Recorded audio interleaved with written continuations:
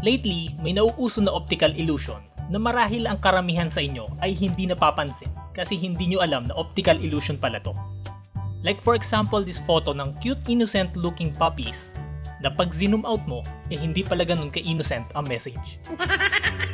Gawa ang mga ito ng AI kung saan pag tiningnan mo ang isang image, mukha lang siyang ordinary.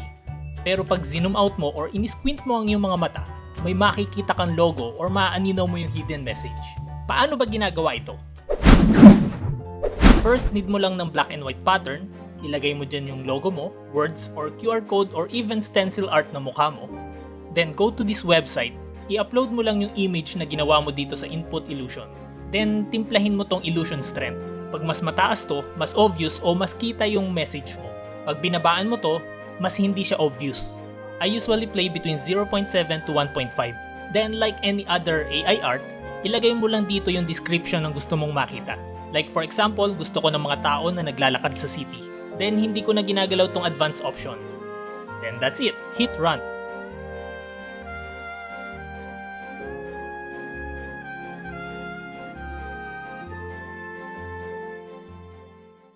Adios.